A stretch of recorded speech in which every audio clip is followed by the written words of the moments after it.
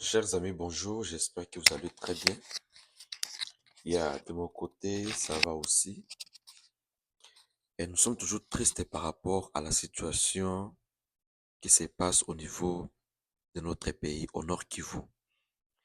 En tout cas, rien n'a changé jusque-là. Les affrontements continuent toujours entre le FARDC, Ouazalendo et le supplétif de Kagame qu'on appelle le M23.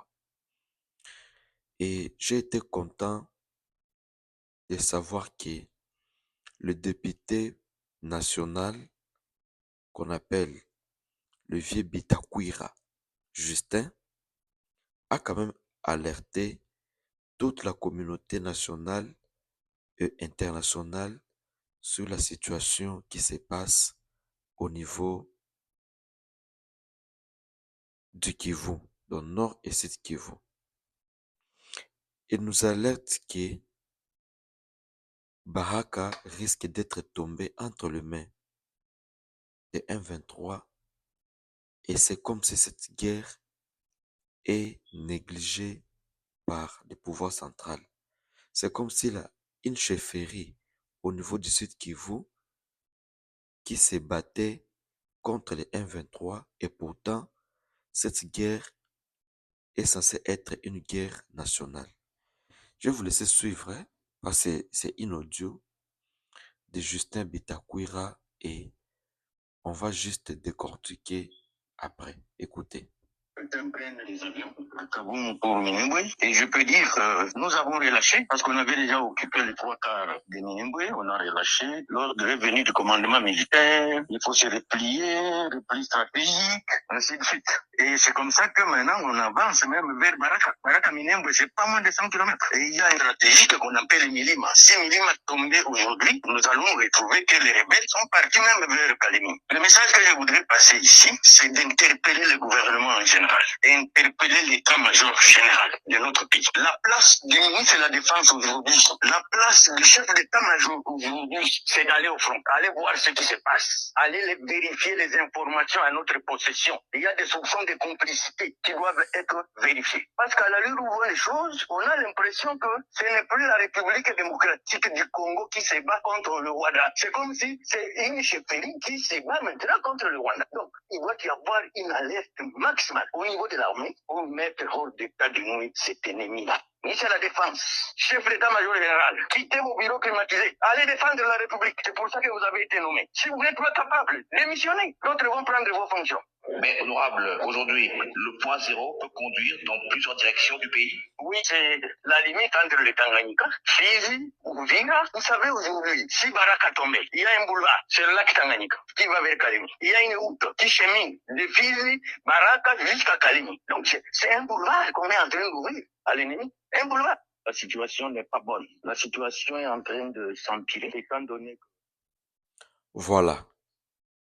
Donc, ce que Bitakwira a dit, c'est ce qu'on dit ici chaque jour. Nous sentons une complicité sur cette affaire. Ce n'est pas normal. Minembo était entre les mains de la force régulière.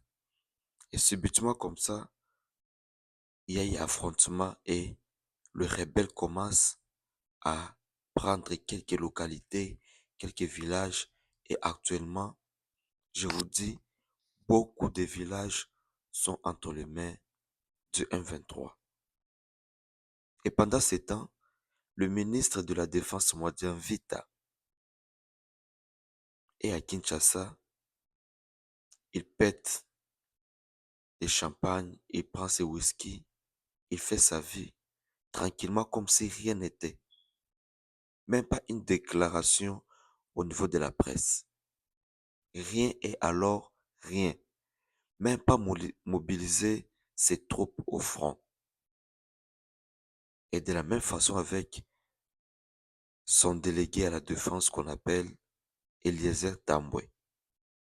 Et pourtant, ils étaient censés être au front, ou soit être tout autour.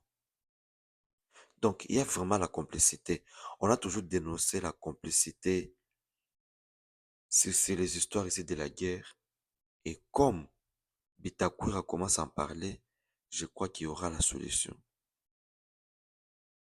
Et ceux qui sont déclarés incompétents doivent obligatoirement démissionner.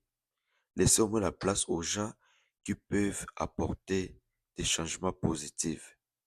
C'est ça même les soucis. Je vais aussi vous lire euh, ce qu'a écrit le représentant de Mai Mai, donc le Wazalendo. Ils ont une page Facebook qu'on appelle l'opération de l'autodéfense Mai Mai. Et chaque jour, ils essaient quand même de nous informer sur la situation de notre pays. Et je vais vous lire quelque chose qu'ils ont écrit il y a 18 heures. Je vais vous lire. Voici une réalité à retenir concernant le guerre du Congo. Ça, c'est la page l'opération de l'autodéfense Mai Mai qui a écrit. Moi, je n'ai fait que lire ce qu'ils ont écrit. Le guerre au Congo s'est fait dans une seule... Je répète, le guerre au Congo s'est fait dans un seul endroit.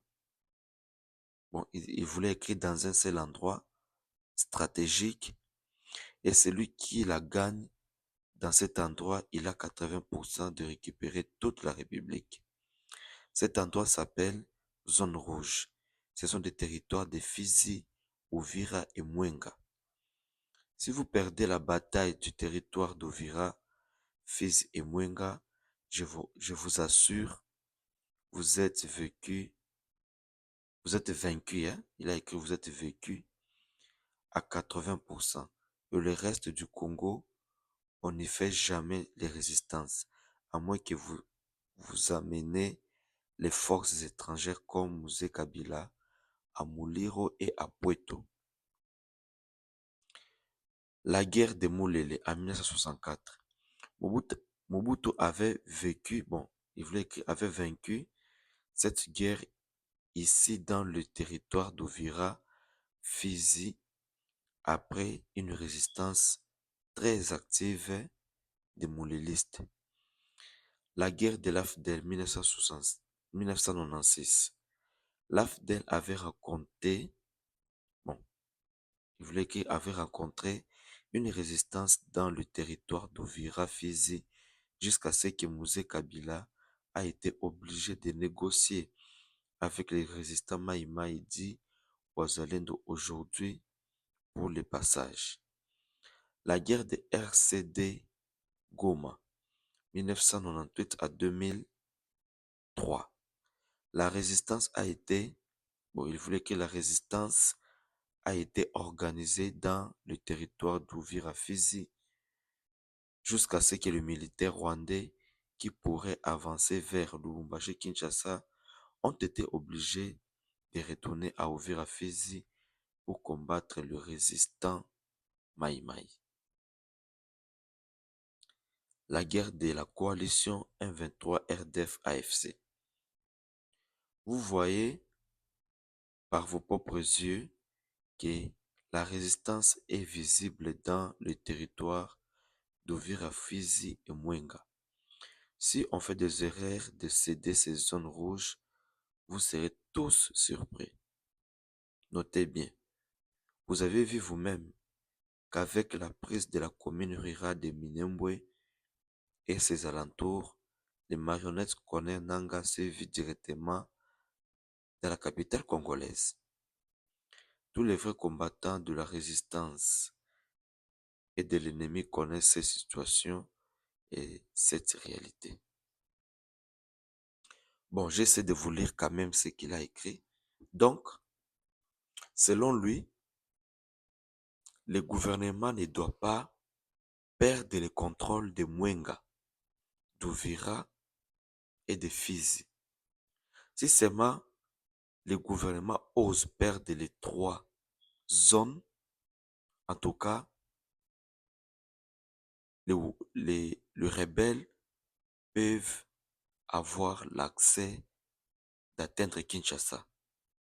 Parce que si déjà cette zone rouge tombait entre les mains du M23, sachez que les autres villes ne vont pas résister, ils vont céder et c'est comme ça qu'ils vont commencer à prendre ville par ville. Donc nous avons intérêt à résister et alors à résister. S'il y a des traîtres, s'il y a des gens qui transmettent nos informations chez le rebelle, c'est le moment de les traquer et de les mettre hors d'état de nuire. Donc, nous devons vraiment alors vraiment nous battre pour récupérer nos zones et puis pour instaurer durablement la paix au niveau de la RDC. Merci.